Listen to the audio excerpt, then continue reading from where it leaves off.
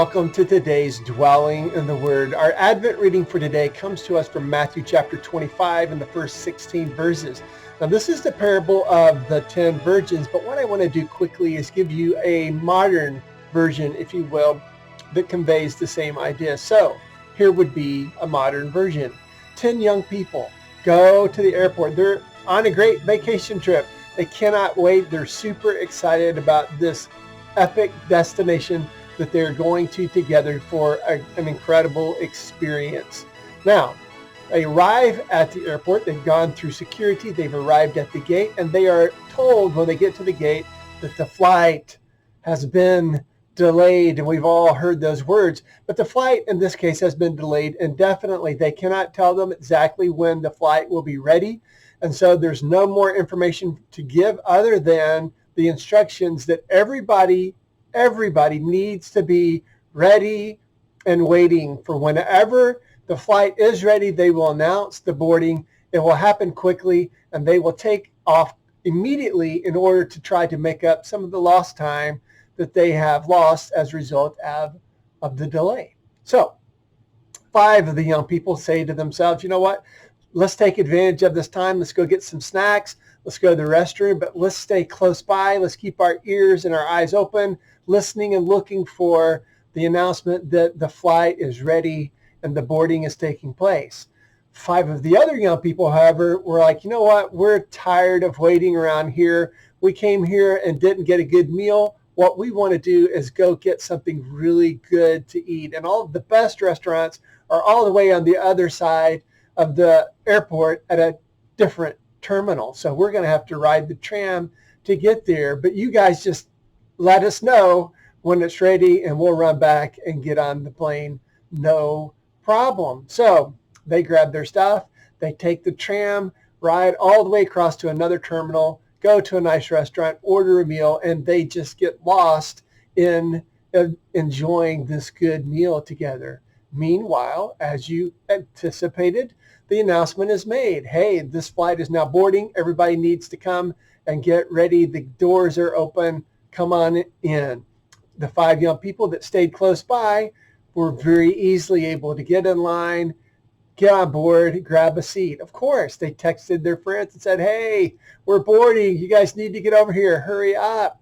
But they're all the way on the other side of the airport, and they can't get their ticket fast enough, and they can't get their stuff together and to get on the tram quickly enough. And by the time they've done all those things and ride across and come to the gate, as you guessed, the doors are closed. It's too late. The plane is pulling away and is about to take off, and there is absolutely nothing that can be done. They were told the bad news. You missed the flight. Now, when we come back to the text of Matthew chapter 25 and the parable that Jesus told so long ago of these 10 young women, these 10 virgins, 5 of them were ready when the bridegroom arrived. 5 of them were ill prepared, and they missed out. They missed out. And so the whole point of this parable, whatever version you choose to use, is that you and I need to be constantly ready, waiting, and watching so that we do not miss out. And this is the whole point of the parable, and this is what we read in the words of Jesus in verse 13. Therefore keep watch, because you do not know the day or the hour. Now, some people read these words way too literally and attempt to say, well, sure, we don't know the day or the hour, but we can know the season. We can read the signs of Matthew chapter 24 and we can figure it out. So Matthew 24 and 25 really are just one big long conversation where Jesus hammers at this idea that we need to be ready and watching because we don't know the day, the hour at which he will come. And then he gives us some signs that we can be looking for.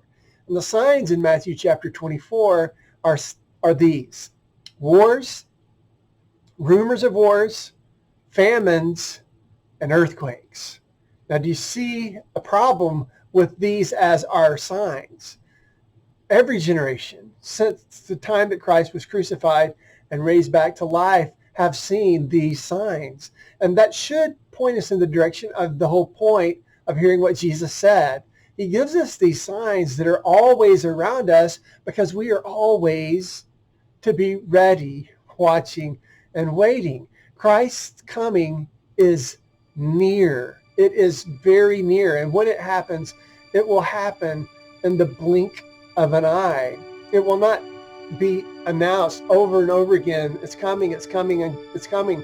There is no 2-minute warning. There is simply, here he comes. The archangel will shout and Christ will appear in glory with all of the holy ones, the angels that will be coming with him. And so when that happens, we cannot get ready. It's too late when the moment arrives. You and I have to be ready, watching and waiting. And these signs that Jesus gave us are intentional again to point us in this direction. You've always got these signs, so you should always be ready. Church, be ready, because we do not want to miss out. So I say to you what Jesus said: be ready, be watching. There is no second chance. Be ready, watching, and waiting, because you and I and no one else knows when Christ will come. But we do know, and we believe he is coming to welcome those into his kingdom who are prepared and who have longed for his appearing.